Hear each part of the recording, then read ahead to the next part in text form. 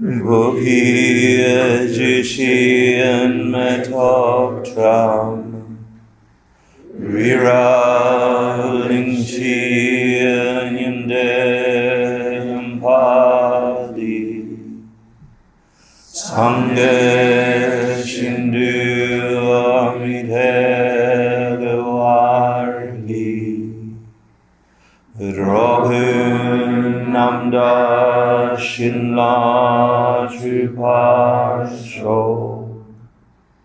Idam Guru Ratna Mandala Kam Niryatayami Shiranga Soghi Shobnam La Janchu Bardu Dakni Vyapsuchi Dakiya Shinyan Gipe Sonam Ki Drola Benchir Sange Druparsho Shidang Soghi Shobnam La Janchu Bardu Dakmi Gapsuchi Dakiya Shinyan Gipe Sonam Ki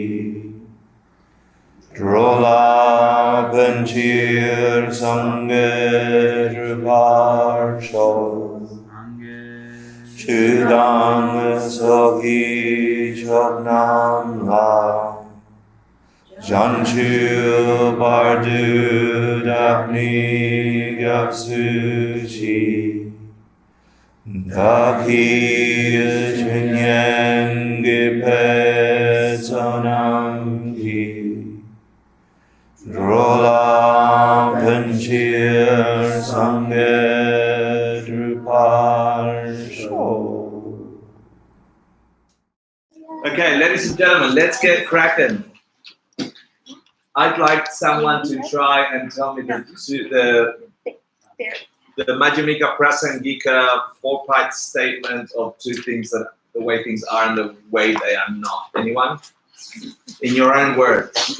Come on. Nothing is everything. Everything is nothing.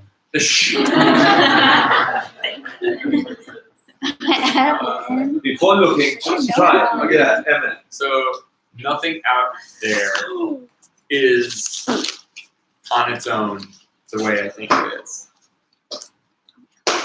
But Things is naturally. That's not to say there's nothing out there. good.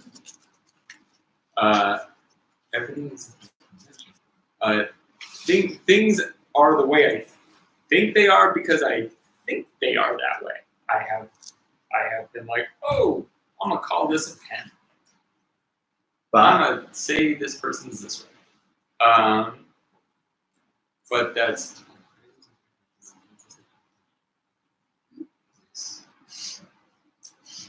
but that doesn't mean that by thinking something is that way that I've made reality that thing. Close-ish. Close-ish. Okay, someone else give it a go. And try. Because I could find fault in when you say thinking that way. Yeah, that's okay. You can say it in the traditional way too, if you can have that language in you. Which, someone, come on. Just it's in the homework. What you just did in the quiz. The two ways things are, two ways things are not. The Prasangika statement. No, four-part distinction. So the second one is trying to say the way that things exist conventionally. So, yeah, say it all together. The first one was naturally, right? Things don't exist naturally, but it's not to say that things don't exist. Good. And then things exist conventionally, right? Through label. Good. Right? Yeah. But they don't exist Naturally. Naturally. Oh, it is natural. Yeah, It's the it same is. word, right? Yeah, that doesn't mean they exist naturally. Yeah. So they're doing that twice. Someone else do it again. You need to get this in your heads, and if you have this seed in your head, I don't care if you do any. No, I don't care. I care. Things don't exist naturally. Things don't exist naturally. That doesn't mean that it exists at all. Yeah, because otherwise you'd be Things do dumb. exist Yeah. Eventually. Yeah. But that doesn't mean they exist without nature. Naturally. Yeah, that's okay. Good. Whatever you're conceiving when you're saying those words is what's important here, not the words. And I can't know what you're conceiving. You know what you're conceiving. Someone else. Read the statement. Actually, you want to read it? Yeah. Yeah. Sure. Nothing exists naturally, but not that nothing exists at all. Everything exists merely by name. In parentheses was like Your mind going, there's a reality. Against your will. I think I wrote this right, but everything exists without existing naturally. Nice. That's the right way. Someone else, explain it. If you get this, this is it. That's what you get. And then we. Objects don't exist, but they do function. No, good. Go.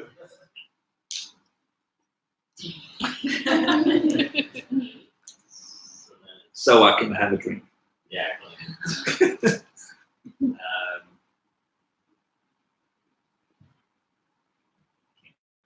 That's okay. Yeah, and you need to, please. Yeah, you need to struggle like that and put it in your own words. What's the first line, Sarah? Nothing exists naturally. Stop. Think about that. What does that mean? Nothing. And it really means nothing. It means absolutely everything, right? Nothing at all exists naturally. What does that mean? By Without itself. cause? By itself, sort of, because there are things that do exist without cause. Without someone perceiving. Great. So nothing exists, we can say, out there the way you think it does, right? Naturally, like there's a computer over there, separate to me, naturally a computer. Every elephant that sees it will start typing. Every ant that walks over is trying to push the A to write ant. Yeah, because it's a computer. Naturally, it's a computer. Nothing exists like that. Having a nature's, yeah, what's the second one? But not that nothing exists at all. Even though that's a fact, that this is not a computer from its own side, yeah, it doesn't mean there's no computer, you idiot. Yeah, I add that just to remind myself, because that's where our minds go. Remember the two extremes? It'll go, oh, things either are the way they appear, and if Buddhism says, no, they're empty of that nature, they don't exist that way, you're like, oh, they don't exist at all, there's no computer, we can't do the presentation today. Because this is not a computer, naturally. Yeah? So that you need to conceive of things that way, and then substitute your foot for computer, your left arm for computer, your ear for computer, a relationship with, replace any other object with any other object, including inner objects. So they don't exist naturally. Nothing exists naturally. And our minds go, oh shit, nothing exists. And then you'll waste a whole lifetime telling people nothing exists and trying to auto-convince yourself that nothing exists as you're walking around many things that exist, trying to tell them they don't exist. Wrong. Yeah, it's a big misinterpretation that can waste your life. Don't do it. Nothing exists naturally. Our minds go, shit, disappeared. Everything disappeared. It didn't. It doesn't mean that things don't exist at all. Idiot. Yeah? Everything exists merely by name. This is the key. This is the highest of the four schools of interpreting the Buddhist discourse. In the highest way of thinking how things are, they are dependent on other things. Yeah? And there are many ways to look at that, but the highest way that things are dependent is that they are dependent on your consciousness naming them, so labeling them. This doesn't have a nature, but You know it's a computer. That's how it does exist. That's the real existence of this thing. Not because this has computer-ness, but because your mind just really experienced with all your sensory touch, a computer, whatever the hell that means. Yeah? It doesn't have computer from its own side. Prove it. Give it to my cat. It pees on it. It's a pee-pee pad. It's not a computer. Someone's wrong if I think it has a nature. It's either the cat that's dumb or I'm dumb. Because it is a computer, then punch cat. It is a pee-pee pad, punch Hector. Conflict comes from misunderstanding its reality. Its reality is not computer, but that does not mean there's no computer. Its reality is not pee-pee pad, but that does not mean there's no pee-pee pad at all.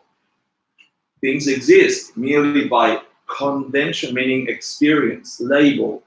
The mind of cat sees this object and its bladder is relaxing. And I know Stephen, not Evan. When Evan comes to, Yes, just me tonight.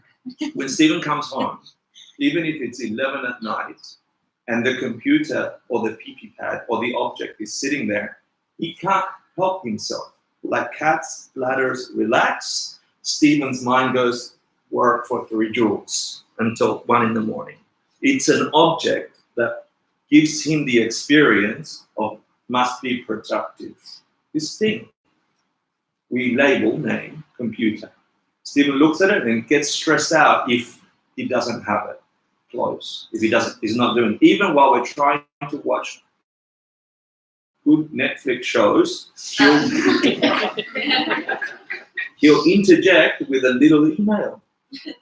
It's an object of productivity for Stephen. Yeah, it is so. Only between that time, though. and like the cat's bladder relaxes, the Stephen mind wants to touch it. And the illusion is that this object is forcing me to do that. And it's not, it's your mind. It's a cat's consciousness saying, relax bladder, I need to pee on it. Or pay attention to me, or whatever the cat's conception is. So the third one is, it is. Everything exists merely by name. But it is by name pee-pee pad, or whatever that sounds like in cat language. There is a mental conception. Let's get to the point. There is a mental conception, an experiential thing for cat consciousness to look upon this thing and go, whatever that means. Lastly, But everything exists without existing naturally. yeah. So this does exist, but it's not by itself pee-pee pad or computer. It does exist. So it's trying to keep us away from those two extremes that we will drop out. And by dropping out, it means we're rotting our capacity to reach awakening. Either side of that cliff rots our capacity to label this very thing no longer normal, but enlightened. You still need to course it. Something made it computer for Stephen. Something made it pee-pee pad for cat. That didn't come from nowhere. It definitely didn't come from that. It came from here. So then the big question is, who the hell is putting computers in here or pee-pee pads in here? And that really is the game in Buddhism, wake-up-ism. Yeah? That is real the game. First, emptiness just gives you the bounce back for your reality. Then you've got to go figure out reality. It's only the start. The understanding of emptiness is only the start. You get the wrong understanding of emptiness, you're not really starting a race. It's like the Monty Python race for people with no sense of direction. And so the gun goes off and everyone goes off at different places. Nobody's going to the finish line. If you misunderstand emptiness, when the gun goes off, you're not running down the runway. How does this tie in with the experience of like undifferentiated being? Explain what you mean by undifferentiated being. In other words, like being in a state where everything sort of has this like universal essential nature, but it's undifferentiated in terms of concepts. I'm going to leave that till next week, and because it needs some questioning, I need to know what exactly you mean. But this is exactly the same as this. That's what I mean. Yeah. Insofar as they are both empty of a nature. They lack, Or full of nature. no, empty. They lack, A shared nature. the shared nature is that they have no nature. That's the only shared nature they have. The only nature they have is the one they don't have. And it sounds heady, but if you get the code, you'll get it. And when you get there, you see the 100-meter sprint. But isn't emptiness the other side of the same coin of fullness? Emptiness is the other side of karma, and that's why it needs debate. Yeah? Karma is the projection that forces me computer or PP pad. That's dependent origination. Karma, how things come to be. The fullness, computer, it's this object is full of computer for the minds that have computerness in its projecting capacity. Not by choice, because PP pad for cats. It's projecting. So that's the fullness in your language. This is full of PP-ness, PP padness. That's not right. Yes. But that's what I'm saying. In this philosophy, that means the only way this is full of anything, it's a functioning computer for those that have seeds for it to be computer. That's dependent origination. That's the way it is. It's not that things exist naturally. They exist merely by convention. That's how it's full. It's empty of being computer. It's full of being computer. It's empty of being computer by its own side without anybody looking at it. It doesn't have that nature. Humans look at it. It's full of computerness, but that doesn't mean it's still computer that way. I wasn't talking about fullness in the sense of concept. I was talking about fullness in the sense of like energy. Yeah, I know. And that's why it's worth discussing next week when we get together and have a debate. Okay. And that whole thing, because there's three main ways that we can incorporate that. Yeah. So to understand what the Buddha meant, it's not because, oh, Buddha's cool, let's figure out what he meant. It's because if you understand what he means, you then have a tool for experiencing reality that lets you shift and manipulate the way you're uncontrollably creating your universe, because it isn't coming this way. And if you figure out what that code is, you then all of a sudden have the capacity to shift. You thought you were getting happy by working on the computer. Your cats were getting happy by being on the computer. Which one's the right way? If your way is right, then you must force the cat to work on the computer and you'll be very happy. Or if the cat is right, you must pee on this computer for you to be as happy as a cat. Because one way's got to be right. Anyway, we digress. Let's start the class. Otherwise, I'll never finish. I've got less than an hour to do it. Yeah. Lots of implications. Like I told you at the beginning of this course, this is just one out of 18 courses, and the concepts build upon each other. They are individually understandable, but as soon as you understand one, it knocks on 3 or 4 different implications, and there's a way to look at those implications that have been tried and tested and debated for 2,500 years. And frankly, I don't give a rat's about the debates. I don't give a rat's. I just want to know, can my mind logically get there quickly if the promise of this sutra is true? If it's true that what the Buddha said, that you could transcend all of suffering, including aging and death, the self, idea of a broken self, a samsaric self, if that's true, then I just want that recipe, thank you very much. And so I'm just getting the ingredients, and everyone's debating in the scriptures what this ingredient really means. Don't get that silvery ingredient that's mercury, get this ingredient, which is something else. But they're saying, get the silvery ingredient. And then Buddhists throughout time have been debating, what's that silvery ingredient?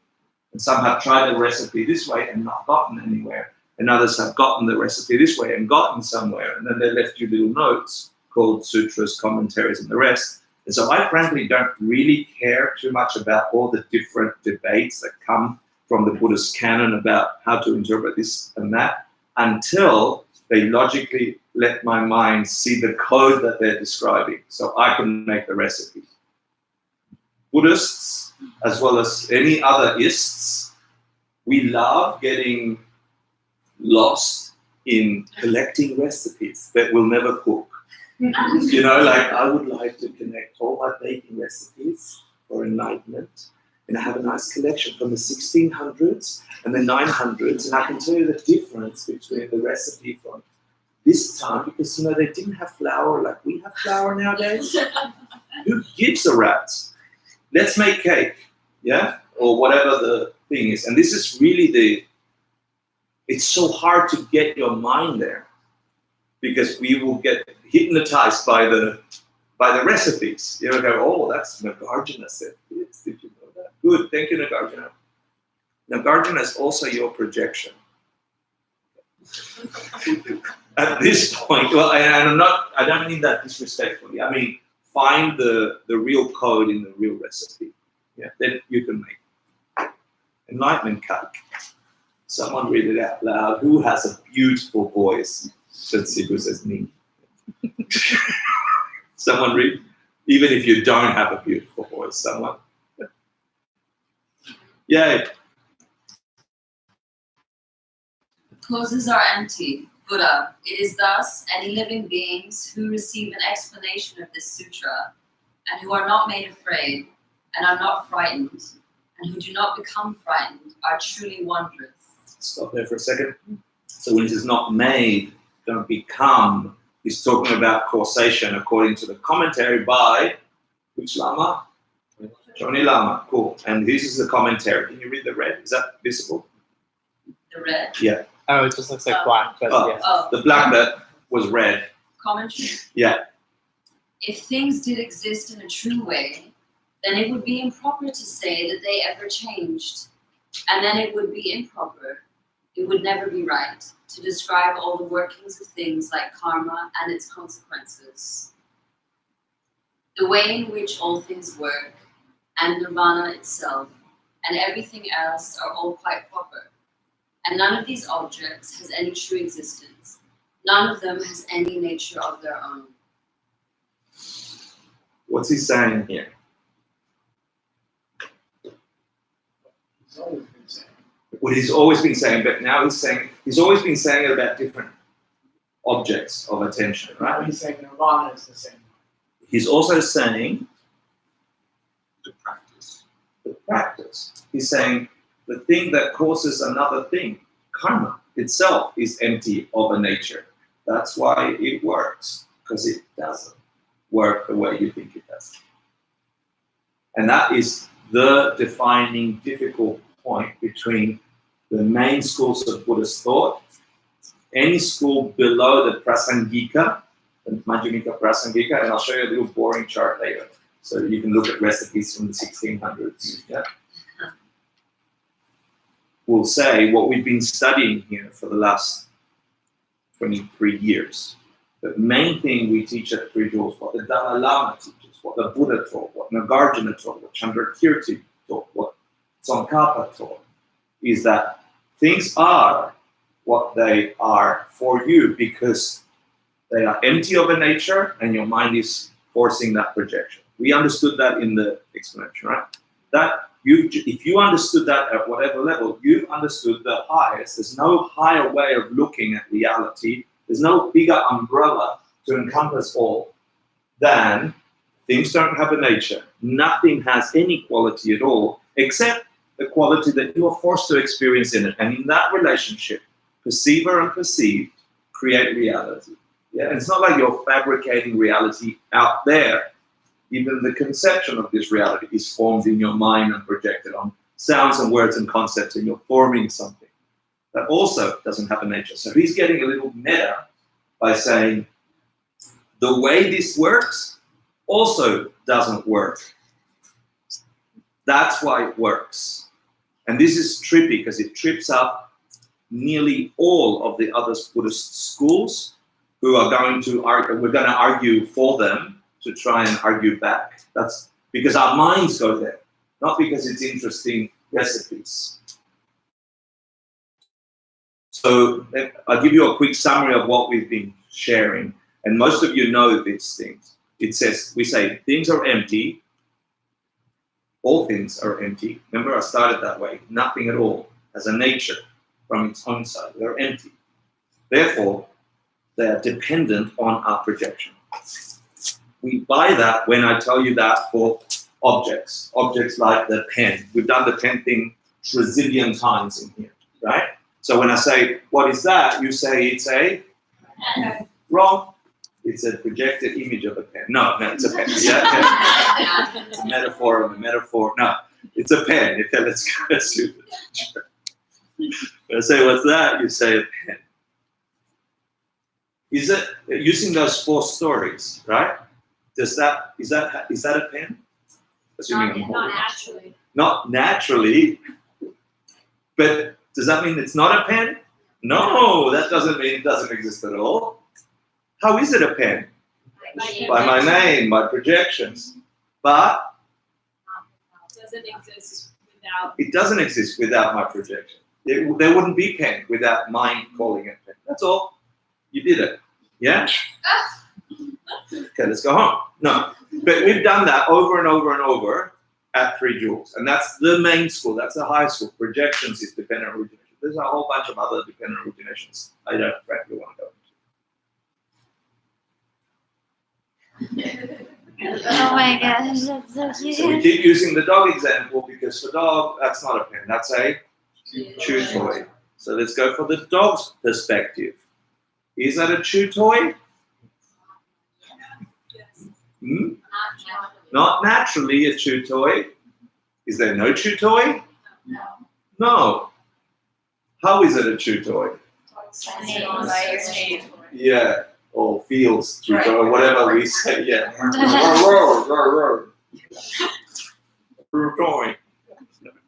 But Existing without it existing Yeah. naturally. yeah, good. You got it? So we've done that. You've got that as a foundation. And Paulie, Geshe, and Michael Roach, who came up with with a cool pen thing in 93, 94, I think. He started using this metaphor. He's never stopped. He only teaches that metaphor. And it is the essence of waking up. You wouldn't think that a simplistic, clean description of a stupid pen could get you enlightened.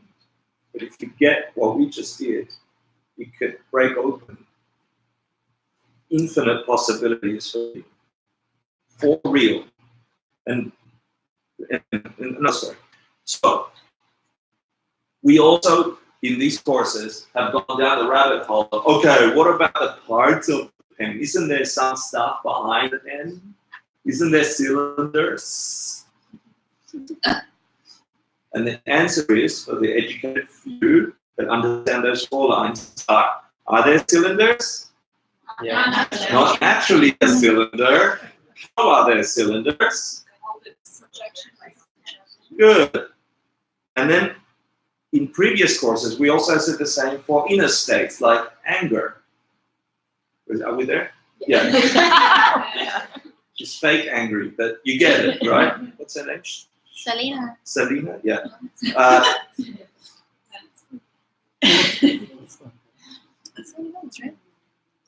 You have this kind of heat and heartbeat going, and you label it anger, right? And usually we say, you did it. You made me angry.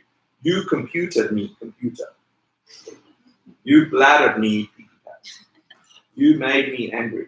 So, upon heat and heartbeat, just to give you some words, is there anger? Let's use the 4. Not naturally, but yes, by conventional labeling or so on. Upon the experience, we're like, angry. That's the only anger that exists. Could she have made me angry? No. And we've, sorry, we've got so much to go. And I'll get us there. If I don't get it there, yeah. So we've done that in these courses for years now.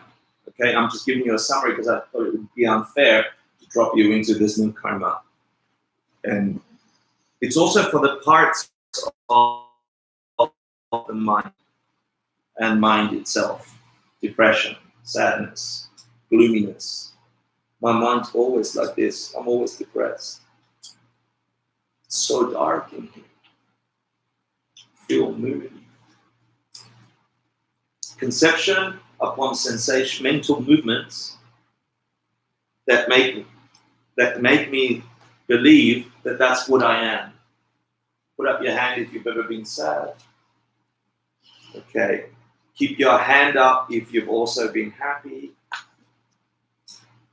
Do that. Yay! Okay. So your mind is neither this or that, moment to moment. How can it be? If you're depressed, then you should always be depressed. Right? If you're happy, you should always be happy. No. Mind is doing this. Which are you? Which one are you? Are you really depressed? Not naturally. Blah, blah, blah. Yeah? So then the question in the sutra now is like, what about causality? Can things make other things do things? We think so, because we're using that system to make things happen. I want to make samsara break and enlightenment come. Or I want to make more money, so I'm going to give people money to plant the karmas, the seeds in my mind that will project onto otherwise empty objects abundance. Give money, receive money. Give happiness, receive happiness. That's how they exist according to this system. But what about the system? Does it exist naturally? And this hurts, okay? This will hurt your head because your mind won't want to go there. So then we have to ask the question, which is question 1 on your homework, Tala. Why do things change? And then I'm just going to go. Actually, I'm going to invite you to tell me, not if you've studied it, if you haven't studied it, using what we've just explained. Things are black. They don't carry that nature. The nature comes from something in our mind. We don't call it on purpose, right? It just comes, yeah? Because it's somewhere in there. We call that mind, yeah? And I gave you a clue. The way we put that in there is by our actions are recorded in our consciousness. What we do to others in our world creates the seeds, if you will, that project into our realities later because things are empty. So where the hell it's coming from is what we do to others. Have you ever been angry? Yeah. It's because have you ever experienced anyone being angry at you? Yes. Why? Because you were angry at others. How do you recognize anger if you haven't been angry? At a very simplistic level. It's deeper than that. Story. So, talk about how things actually can change, how a seed can become a tree, how putting ideas in your mind can become knowledge. How do things change? And try and explain it with those 4 things. Someone try. And then I'm going to show it to you. They only appear to change for their true nature. But then they don't have a true nature at all. No, but it's cool. You got there, right? They appear to change. Do they change naturally? Using those 4 things? No, but does that mean they don't change? No. How do they change? Because you change. Got it?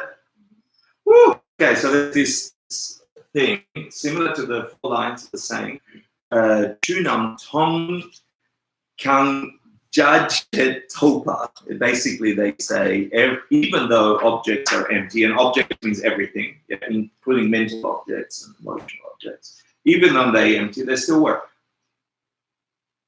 But a better way of saying it is, and because things are empty, they work. If they weren't empty, if this was by itself computer, it would never change to not computer, or less computer, or more computer. If this was pee-pee pad, it could not be computer. If it was radiating out computer-ness, it could never, ever, ever be pee-pee pad-ness. If a thing was a thing by itself, then it could never be anything other than that thing. You get it? And that contradicts the way we walk around the world. My job gives me money. My boyfriend gives me happiness. My Evan gives me happiness. Evan, miss you. I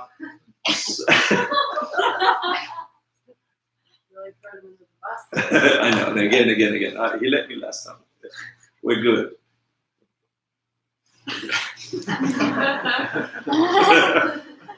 My name's Jeff. Thanks, Jeff.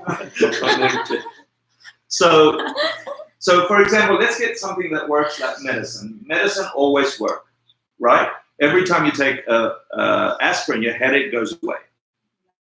Every time. No, it does. It must. Why would you go to the chemist? Sorry, pharmacy. If it wasn't going to work. You're stupid. You're giving money away. Medicine always works. That's why we go to medicine. No? Correct. It doesn't. Duh. In this system, why does medicine work sometimes and not other times? If the active ingredient in medicine is an active ingredient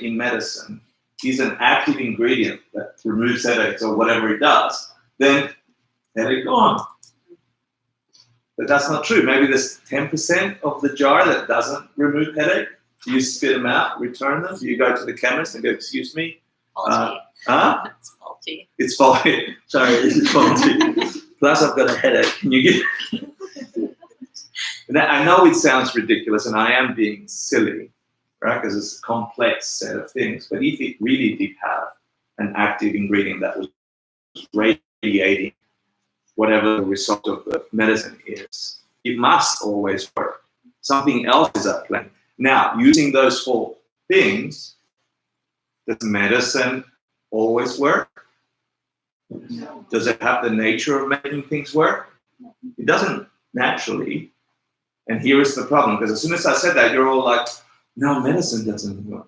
But it's not that it doesn't exist at all. Of course it cures headaches. Sometimes.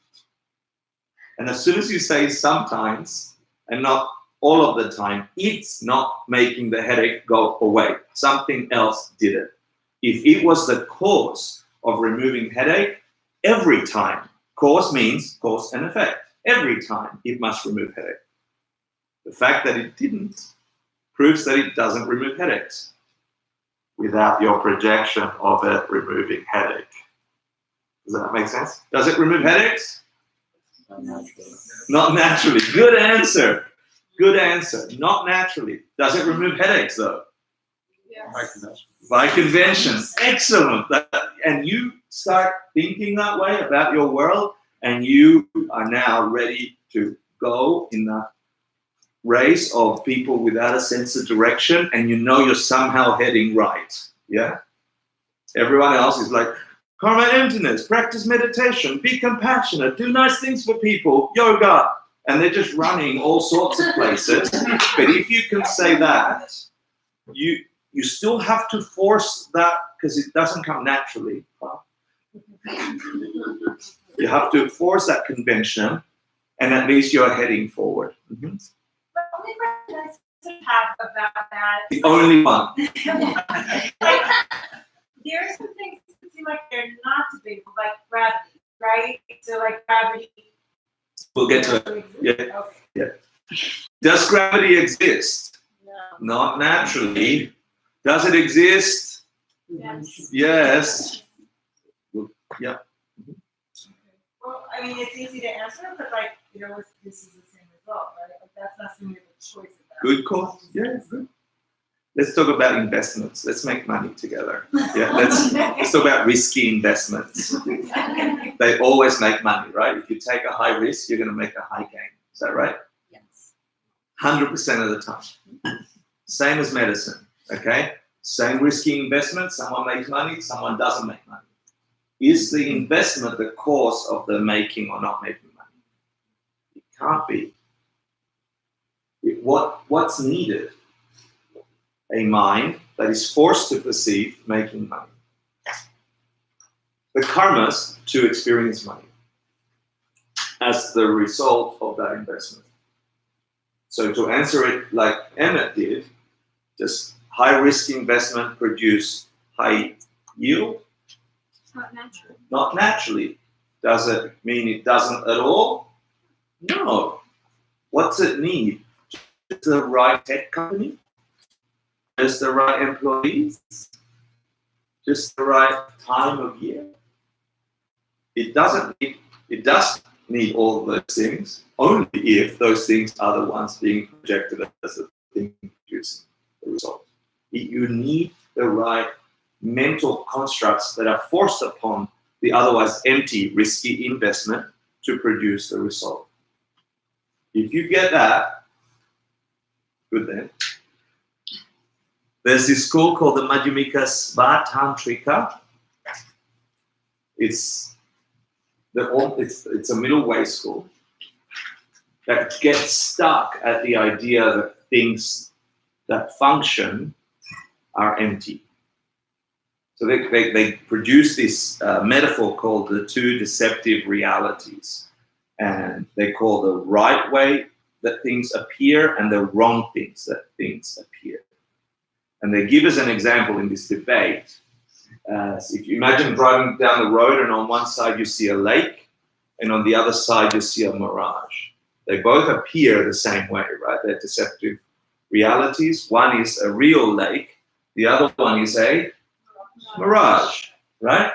One functions like a real lake, meaning you could drown. The other one, not going to drown. Yeah? So if they say, wait, what about the right way of seeing things and the wrong way of seeing things? And that they need to hold on to this idea that it's coming on the object. There's something saying mirageness or lakeness, and we call them 50-50. Yes, it still needs your conception, your karma, to label it lake or mirage. Thank you. But there's a right deceptive reality and a wrong deceptive reality. This one functions. This one is really a lake. This one's not really a lake. Right? So this one has lakeness to it. That one's a problem. Fair? And then the Madhyamika Prasangika, the highest school, the one that we've been using those four things, say, you're stupid. Then there's also the thing about. Wait. Yeah. So you're stupid. They're both wrong. When looked upon, like we've just been describing, things are empty of a nature and they are dependent on your projections. In that way of looking at the world, they're both stupid. Yeah, one functions, the other one also functions as a mirage. This one functions as a lake. That's how reality actually exists. Your projections are forcing you to see this shimmering something as mirage from your projections, not from mirageness. And this one is seeing the shimmery blah, blah, blah as lake from your projections. And it functions. That's also coming from you. There's nothing in it. Stop thinking you're ever going to find anything in there. It's an infinite regression. And the more you look, the more you come up empty. Thank you. Woo. So then your minds, like mine, go, but there must be something, right? There must be something that has a nature. What about the result? What about gravity, Abby said? Yeah? That's a grave problem. Did you get that, Joe? Gravity. What about things that work, that function? Like, instead of gravity, let's do the sun. Yeah, rising and like day happens to all of us, doesn't it? Less and less these days. Huh? Less and less these days. Not for someone locked up in a windowless cell. Not for someone locked up in a windowless cell. Yeah, no, someone looked up in a windowless cell. But that doesn't mean the sun is not coming up. If you're born on a planet that revolves around the sun every 6 days, one day you're going to. Yeah, but Abby's saying, yeah, but I'm not. I'm here. Abby's saying there's gravity here. There's a sun here. Don't tell me that the sun doesn't come up. That would be like totally anti-Buddhist. Does the sun come up? Yes. Not naturally. Say it. Say it. Not How does it come up? because I perceive it. Because you perceive it, but I perceive it too, so it must really come up. See, that's our argument. We're like, 6 of us see it coming up, must be coming up. The poor bastard in the cell didn't see it come up. He's stupid. Pee-pee pad, stupid. That's the convention. Correct. That's the convention. Good. By labeling, sun came up. They don't have that. What if they died? Sorry, your person died in the cave. What if they died not having seen the sun come up for 6 months? Did they see the sun come up? Did the sun come up for them? No. So did the sun come up? You don't know. I want to try with gravity. Let's not try with gravity because I've got so many other things. But it's just as important. There is a time where this sun won't come up, where this planet is burnt up. What about that time? Did the sun come up? It won't be you observing it, but did the sun come up then? What about when the sun blows up? Will the sun come up then? That's in your timeline, in your gravity world. Right? In that kind of world, is there sun coming up? Only for the beings experiencing it that way. And so how do we answer these things? For me as a corporate change manager, I go into organizations all the time and I see groups of people gathering around an idea like the sun's coming up, but in the business world, it's like the boss sucks. And so these people go, yeah, we hate him or her. And they all get together and say the sun comes. I mean, the boss, I hate the boss. He's an asshole. And then these people are like, I'm going to get a promotion. The boss is awesome. And then those people are like, I can't wait. And now the people are, I'm bored. Yeah, there's groups of people, at least 3, hate the boss, like the boss, neutral about the boss. And if I grabbed those people and they group together to try and auto-convince each other, it's actually called politics or impeachment. Yeah, they get together trying to convince each other that my way of seeing the sun come up is true. It's not a pee-pee pad, it's a computer. So punch you, hurt you. And what they're not realizing, this is a great tragedy. If what we're saying is true, that we're projecting reality, then as I punch those that disagree with me because they disagree with me, I've just recorded aggression, punching, hurting, disagreement in my beautiful recorder from which my projections come, and then I must see exactly what I've planted. You don't agree with me, cat? Stupid cat, fling it out because it didn't understand computers are computers. That harm that I placed on that being was recorded in my mind. I witnessed the hurt upon a living being, unaware that I'm about to get the same but bigger. Small cause, big result. Tiny seed, big tree. Things grow in you too. And that's the whole study of karma. That's 10 weeks doing that. So the theory is, of course, we share in the sun rising. Why is it inconsistent that all of us have similar projections? That's the same as the pee-pee pad or computer. Just because all humans agree it's a computer does not force a cat to see it as computer. Never will. And even if there were trillion more cats than humans, more minds conceiving of this as pee-pee pad, it would still not compel one of you to pee on it. Certainly not Evan. Yeah? Okay, so then the question is, well, what about the fact of karma itself, this recording that's happening in our minds, projecting it? Isn't that something that does, isn't that have a nature? Because that makes everything work. And then there's a school called the mind-only school. Mind-only school that says, in order to get around the idea that these karmas must be placed somewhere, it's called subjective function, they created a second consciousness called the Laya Vijnana, mind-only school, the storehouse consciousness or the basis consciousness, your punchi, where what goes in your punchis? The dunchis go in your punchis. That's another course. And so they have to create this little separate corner of your mind to collect all the imprints so they can function, because they can't handle the idea that the nature of projections are also empty.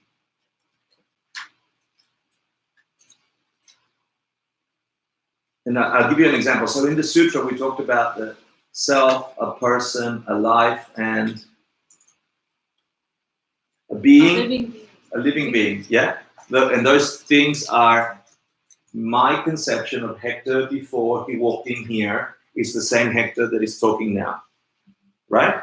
Like you have the same conception about you. Whoever walked in here, Sam, is the same Sam that was here before, right? That Sam is this Sam. So we have this continued. That course, this Sam. The Sam you fed this morning is this Sam. Yeah, that's the person, that's the self, that's what we think we are. And over a lifetime, we think we're that. The baby Sam pictures is this Sam. And the old lady Sam, if you're lucky, will be this same Sam. Same Sam. Describe the four upon that Sam. That cause and effect, moment to moment. Sam, Sam, Sam, Sam, Sam, Sam, Sam, Sam, Sam, Sam, Sam, Sam, Sam. Is it the same thing? Last year's Sam and this year's Sam. Is it the same? No. What's different about it? It's probably experienced something. It's the same sound. It's the same sound. She's probably experienced something. She's got new experiences, yeah, probably new traumas, yeah, from the meditation teacher training.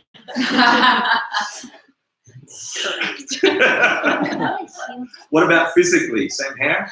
No. Same nails? Same liver? No. Right? We know that's not okay. What about 2 years ago, Sam? 5 years ago, Sam? 10 years ago, Sam? And yet, it is Sam. It is a nominal Sam, right? How is she a Sam? By convention, by name. The last minute Sam, I remember that Sam. I look upon this Sam, project upon that object Sam. In that way, she's Sam. But I'm not doing it consciously. And you're doing it about yourself from moment to moment. Yesterday's Hector was on keto. Today's Hector is having a blood, what do you call it? A sugar low. It's about to pass out because he hasn't had food since lunch. Right? I just realized I'm like, oh, heady. But it's the same Hector. It's the one that was on a diet, now doesn't know what diet to be on, so he's freaking. The conception of a mind upon itself, that continuum, that causality, is the same as karma. Karma is over millisecond by millisecond, creating a continuum of me as a person. So it still functions if we just don't think of it that way. And if we did, we'd be able to run that race, a 100-meter race, not like without a sense of direction. So then lastly, because we keep edging on the cliff of non-existence when things are empty, we say, well, if things are empty, then things don't really matter. If everything is empty, and even the course of causing things are empty, then I can do the hell I want. And there's people that misinterpret that specifically for tantric practices, Vajrayana practices, more advanced practices that are esoteric and really get you to the very edge of that middle way, just to bring you back to the other side, just so you can see your landscape. And people misinterpret that by saying, I'm a tantric practitioner, I can do the hell I want, I can harm people, there's no consequences to what I do, because emptiness is true about karma too. Karma is empty, there's no consequence. There was a debate 720 AD in the court of Tibet between Huashan and Kamalashila. Both Kamalashila did a commentary on the Diamond Cutter Sutra. And in that debate, the assertion was from the Huashan camp that once you're an advanced practitioner, anything goes. And Master Kamalashila used his 1994 computer to say no.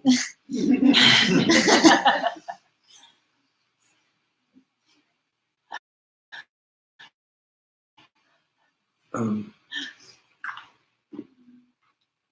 so the answer is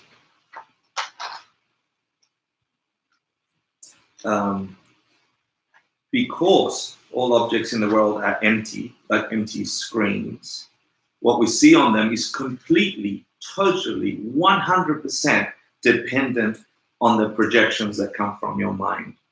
Not because you wanted to, but because you put them there before. And because of that, then you must be good.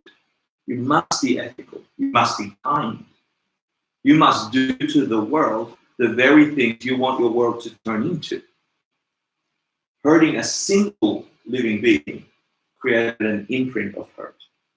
Keeping someone in the dark created you in the dark. Being stingy towards someone created lack of abundance for you. Being generous to someone if that's the thing that makes medicine work, taking care of another being's body will make those little pills work for you. Being careful to care for another person's living parts creates the imprint in your mind that forces you to perceive headache gone. And not caring about the state of mind of another generates depression. And do you see the link? Because things don't have a nature, whatever you're intending, recording as you're doing, speech and mind, you're always aware. They're always going in there. There's 65 fingers. The projector is being loaded. You know exactly what you're doing, whether you're in public, whether you're in private. Your mind is reading out a little story. I hate her. She's such a pain in the ass. Hi, how are you? It's nice to see you. I hate her. She's such a pain in the ass. Doesn't matter what words I say. My mind is reading the words I say and the intention. And those are now collected in me. Lovely in me. Yeah? Maybe she could read my sarcasm. Maybe she could not. That's up to her mind to label that whole reality. But my mind, I'm labeling it bullshit. I'm saying nice things, meaning bad things. Those two are now in my mind. 3 months go past, 4 months, a year. I meet someone, they go, Hector, it's so nice to meet you. I'm like, he hates me. Where did that come from? It couldn't have come from, hey, Hector, nice to see you. It couldn't have come from that. Why did my mind instantly say he hates me? I've just been doing that to everyone. Saying one thing, meaning another. And if you understand that,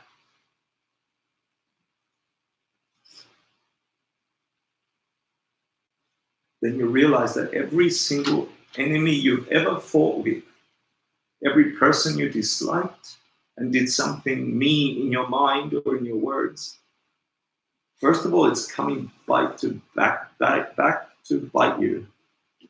And secondly, they were ghosts. They didn't exist. The people you were trying to hurt.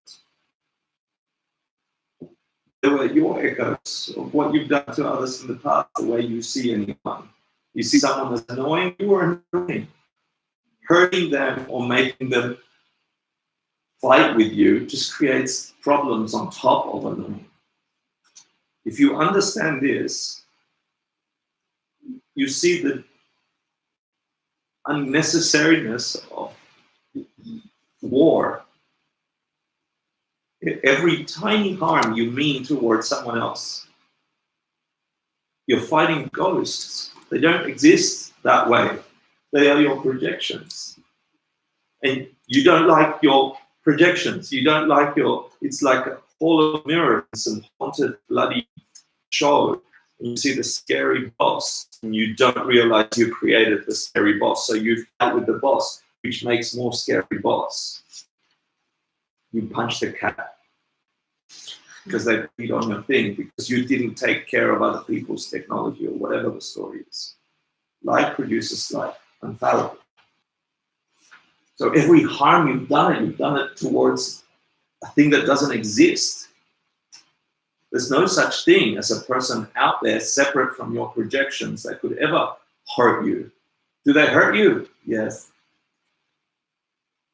Do they exist as hurting you? No, not by itself, not separate from my projections. And if you get that, then you get the Diamond Cutter Sutra. And so I need to tell you this part, which is sort of an add-on. It's not part of your homeworks or anything. Do you remember the 3 ways we split reality in a previous course? It's 3. Nongyo, do you remember that? Kokyo and Shinto Kokyo. Cool. So there's evident reality. You see directly through your senses, right? You see colors and shapes. You don't need anyone to tell you that. There's colors and shapes over here. Yeah. Then there's hidden reality. Yeah, so for example, this is direct. You have a direct experience of this object, right? That's direct. You're seeing it with your eyeballs. That's the first, evident reality. Yeah, you see black square. You're labeling it phone, but you really only see black square or rectangle. Yeah?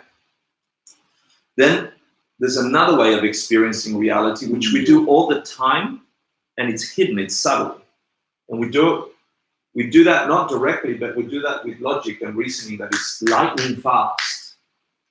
What do I have in my hand? Square. Yeah, but a phone is good. It is a phone, but not by itself. Yeah. Well, old man syndrome. Look.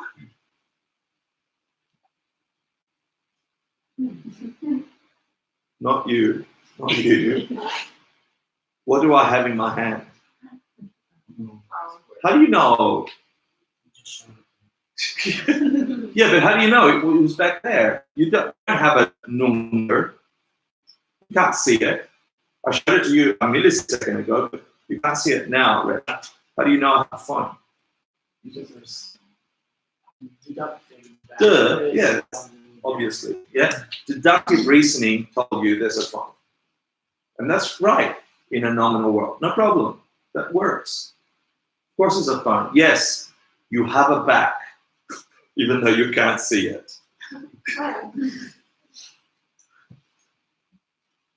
Fifth Avenue is still over there. Didn't disappear because you're not looking at it. Okay? There is a Fifth Avenue. And so we arrive at these realities through thinking, deductive reasoning. We do it like that about so many things. And some things it takes some stretch to get deductive reasoning. And we've deduced the emptiness of objects. We've covered that today. Intellectually, you've done deductive reasoning that this doesn't have a nature from itself. Or this, sorry, we did that, right? This doesn't have a nature. This is not computer. That's why it's computer, for those that have a projection. Then you understand the sutra, right? We understood that. It has no nature. But deductive reasoning lets you understand that. Its real nature is no nature. That's why it is computer, dependent on my labeling, on my naming. Yeah?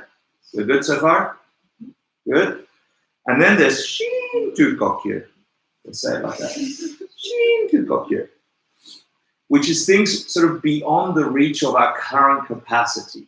And the best way I can tell you this is when you get really sick, like really, really sick, and your general doctor can't help you, you go to a specialist, an oncologist or whatever it is, and they tell you, I've seen 100 of these, this is precisely what you've got, and it's because of this. And they show you colored graphs with shapes, and you're like, ooh, the liver. You don't know what the bloody liver looks like on those graphs or the numbers, but you trust them because they're specialists. You've developed some trust with them. And so this very subtle reality that in the Buddhist world, they say, the Buddha said, don't trust anything I say. You must cut it, burn it, rub it, melt it. Yeah, just like gold. You put these ideas in your head and try and break them. in the trying to break them, you'll come to a conclusion. But I have to tell you that for the karma part of this, the emptiness, you've done it already. You've deduced things don't have a nature. It's difficult from objects to causality, but we've done it. But then how those karmas actually function, it's It's very, very subtle. The subtle workings of karma. And for that, I advise you, trust the literature. Do an experiment and say, if what I say is true, that the only way you're going to get a headache pill to work is to try and take care of other people's illnesses, and then your medicine will work. But that's just the vehicle for your karma. Then try that experiment enough times for you to go, oh, I see. My actions in the world have consequences to my world. As computers, not PP pads. As medicine that works, not medicine that doesn't work. As people being generous and offering me abundance, and I've just been being kind for 10 years to other people. And all of a sudden, everyone's kind around me. Where did that happen? It's a race. It takes a long time. But you need to experiment with that. So for the workings of karma, I'm going to say at least follow the 10 virtues. Avoid the 10 non-virtues. That's a nice general description of don't kill living things if you don't want to get sick. Take care of living things if you want to be healthy. Covet other people's partners if you want to have nice committed relationships. Yeah? Don't start checking people out with dribble in the subway if you want to keep your boyfriend. Conclusion. Subhuti, if on the one hand someone gave away in charity the 7 treasures in quantity sufficient to fill all the worlds in uncountable aeons, and if on the other hand a virtuous man or woman developed the bodhi mind and received, retained, read, and recited even a 4-line stanza of the sutra and expounded it to others, the latter's merit would surpass that of the former. In what manner should it be taught to others? By teaching it without attachment to form, with the immutability of the absolute. Why is this? Because all phenomena are like a dream, an illusion, a bubble, and a shadow, like dew and lightning. Thus should you contemplate them. When the Buddha had finished expounding the sutra, the elder Subhuti, together with the bhikshus, bhikshunis, upasakas, and all the worlds of devas and asuras who had listened to his teaching, were filled with joy and believed, received, and observed it.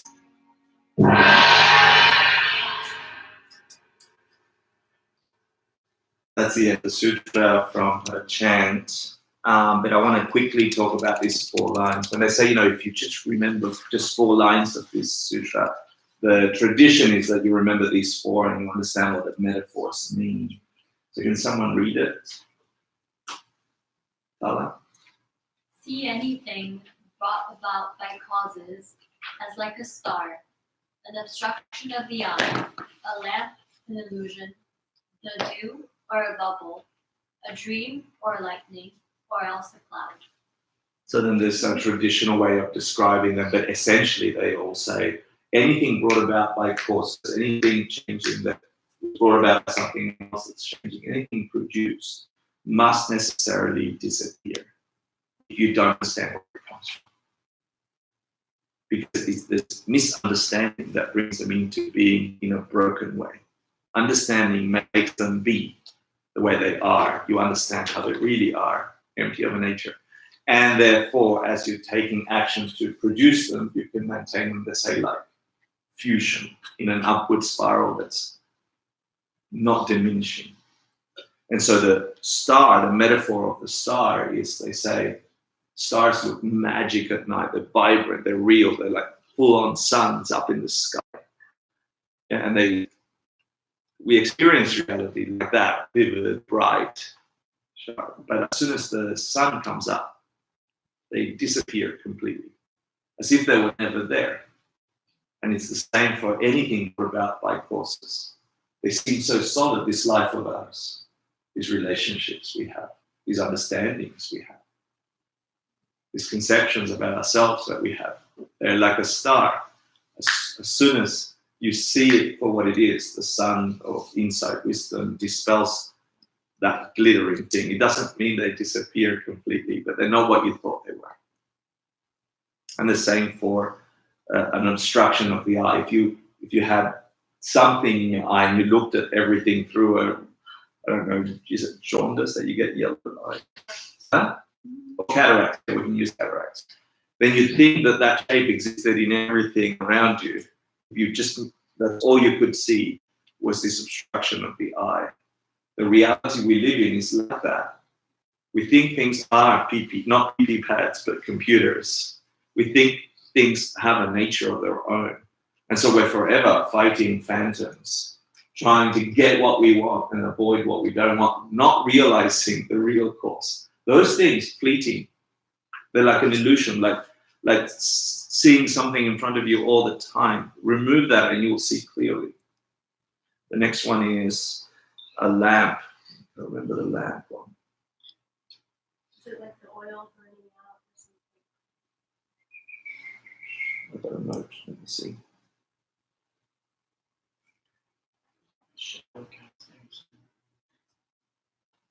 The flame of a butter lamp supported by a thin plant wick flares and then quickly dies out. Course things, each supported by the various cause and conditions that brought them to be, like the wick brought about a flame. The same, diminish and die quickly, just like a lamp. And then an illusion, what's the nature of an illusion? It appears one way, but it really is another. Same metaphor. Dew disappears like that on the sunshine, rising, saying your complete lives, your entire lives, the life of a self, a living being, a person, or a life, the continuum as a me today, me throughout the course of my day, me reincarnating over and over. Those conceptions also, like a dew, like that, disappear in a minute.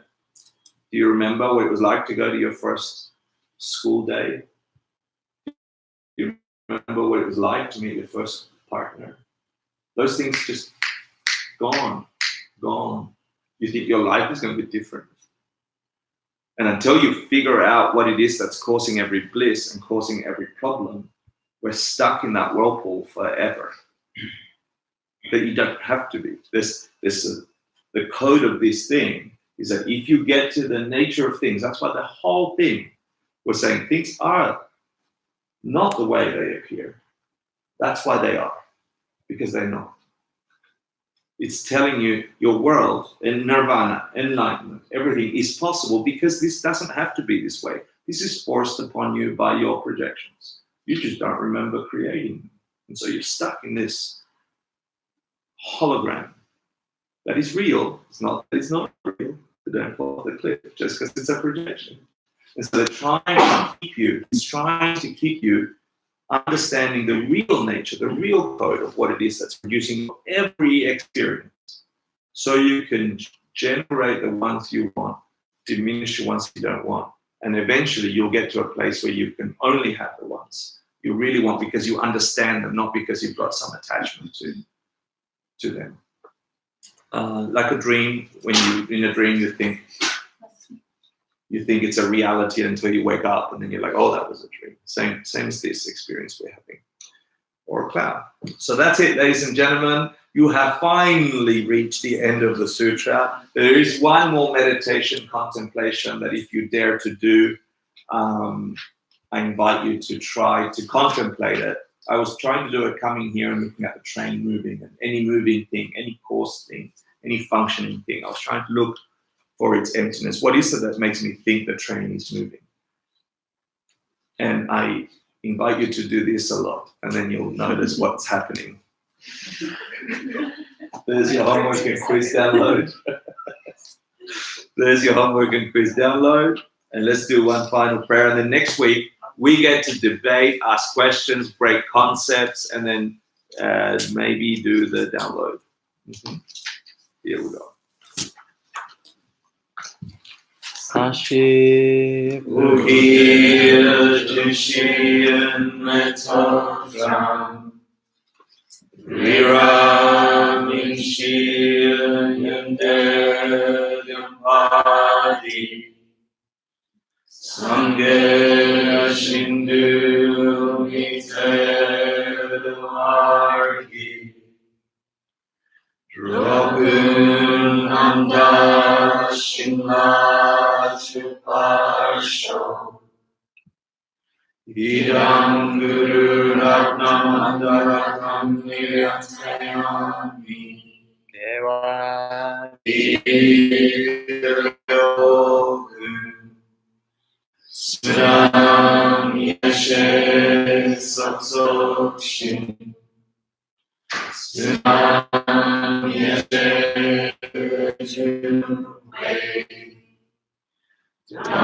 Dhammakuni Topasho.